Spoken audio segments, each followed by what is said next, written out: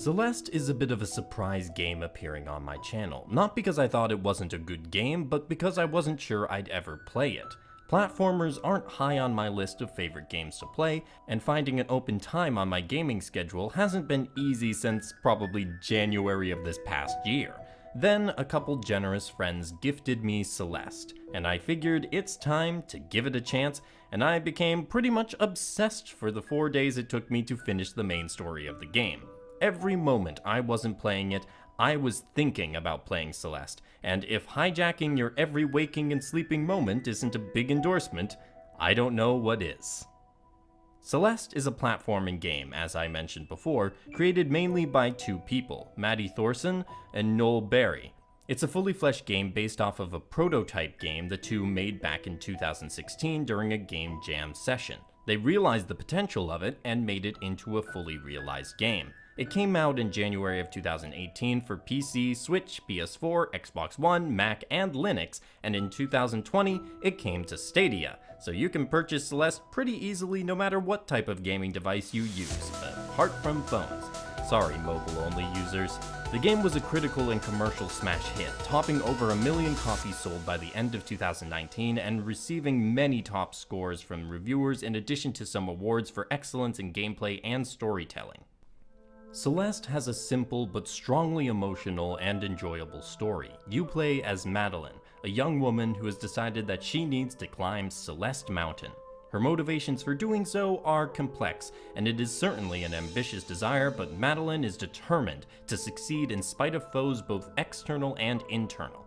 The mountain's somewhat mystical nature, though, will lead to unforeseeable challenges for Madeline. Can she overcome them and reach the peak? It's up to you as the player, although she does get some occasional help from the few people she meets on the climb. For the most part though, it's just you and the mountain. What I think draws a lot of people into the story is Madeline's mental struggles during the climb, paralleling the player's struggles trying to get her up the mountain. The idea of having the player's gameplay struggles reflected in the main character is a clever way of helping us empathize with Madeline.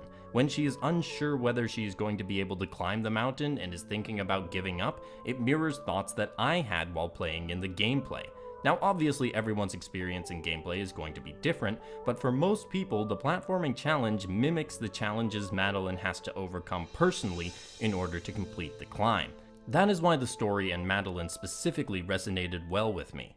While Celeste is a challenging game, it is also quite simple to understand and control. Madeline has 3 moves that she can do: a regular jump, a grab that Madeline can use to hang on vertical surfaces for a certain amount of time, and finally a dash that can propel her towards the direction of the player's indication. That's it for the controls. Madeline can only dash once until she either passes through an item that gives her stamina back, or she lands on a safe surface. Thankfully, you never need to wonder if you have your dash available, because after using the dash, Madeline's red hair turns blue until she can use the dash again. Then it turns back to red. And that's not the only visual indicator used to communicate important gameplay-related information. Madeline begins flashing red if she is about to lose her grip on a surface, so you best hope you're near a platform to reach when that begins to happen. Since movement-wise Celeste is pretty simple, where the real challenge and complexity happens is in the level design and objects you can interact with in each chapter. For the vast majority of the game, you encounter full-screen sections of the level that you progress through and enter a new section of the level, working your way to the final goal of the chapter. If you die during the level, you just get sent right back to the start of the area you were in, so the one-screen rooms are good to make sure the game isn't too frustrating when you lose progress, and allows you to see exactly what you're up against in each section. If you're like me and will be dying a lot in this game, my completed save has over 2,000 deaths on it, this is extremely helpful. In each room there are obstacles, but also various things to collect, such as strawberries. These are not required to complete any chapter, but offer an additional challenge for adventurous players, along with B-side tapes that unlock modified versions of each chapter, gem hearts, and other goodies scattered around the level. Otherwise though, the main objective is to get to the top or end of the level, although it's not usually that simple. Each one of the chapters have roadblocks and assists for Madeline. For instance, Chapter 3, the Celestial Resort, has sludge that you cannot touch. Most of it is stationary like the regular spikes, but some of it is moving, and the platforms that seem to be covered in reddish hairs will spawn sludge once you walk across it, so you can't go back. All of these obstacles will likely need to be carefully maneuvered around, which may involve some planning at the opening of the section. On the assist side though, you can get items like the golden feathers first found in chapter 6 that transform Madeline into a golden light that can fly through obstacle-filled areas. As with the grab ability though, this transformation is only for a limited time and will flash red when it's about to end. The changing obstacles and assist objects make each chapter unique and really expand and build up the challenge across the whole game. Every chapter is filled with countless things that can hurt or help you, and it's your job to figure out the best path through all of the spikes, orbs, and platforms to reach the goal. Since each part of the level has such a specific, well-communicated purpose, it makes it a bit of a puzzle to see how you're supposed to complete it. That also means if you fail, it's usually easy to identify where you went wrong and try and correct it on the next attempt. I enjoyed that because while I did keep failing, I was never accusing the game of being unfair. I was just failing, and that's something I can do something about. On the next attempt, I'm sure I'll get it on the next one. I've talked several times about the difficulty of the game, but that does not mean that Celeste is an inaccessible game. No, you can't change difficulties, but you can turn on assist mode, where you can gain control of many different settings surrounding movement speed, stamina, etc. The game does warn you that the non-assist mode is the way that the developer intended for the game to be played, but put assist mode in to allow players who otherwise wouldn't be able to play the game the chance to play it. It is completely optional, and I think a great example of accessibility in video games. If you want to know more, Game Maker's Toolkit has made an excellent video on accessible difficulty in games linked in the description, specifically referencing Celeste. In between all the deaths, it's nice to stop and take in the scenery. And it is quite pretty scenery indeed. I really like the color schemes of each of the levels helping set the tone and environment for each area. The game is pixel art, so this is obviously not going to be the most detailed in environments and character design, but it is quite nice to look at.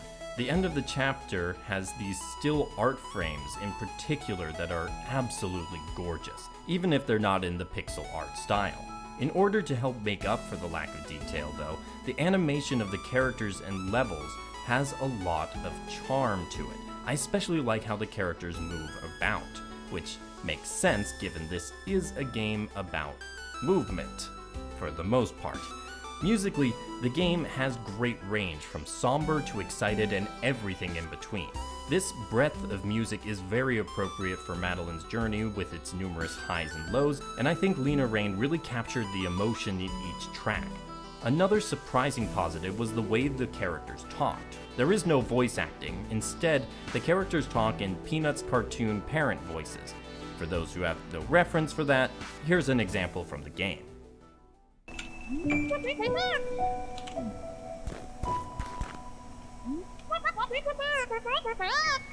Despite this limitation, the creators of the game were still able to give Madeline especially a lot of characters simply by changing up the tone of the delivery.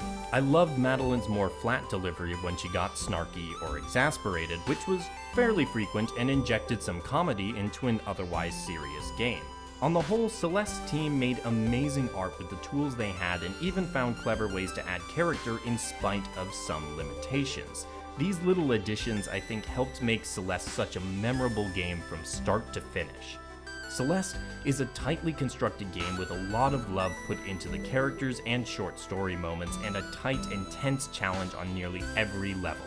Going back to the start really made me appreciate how far I'd come over the course of the game, and given the additional challenges to collect more strawberries, complete B-side tracks, and collect gem hearts, among many other challenges, the game still has much to offer people wanting more. I was duly impressed with the precision with which the gameplay was created, and I think any fan of platformers and anyone curious about this game should give it a try. Upon completion, the game will leave you feeling energized and accomplished, and that's a wonderful feeling to get from a game. I hope this video also left you feeling energized. If you enjoyed it, please leave a like and comment below. All of those likes and comments help the channel as it makes its way through the difficult levels of the YouTube algorithm.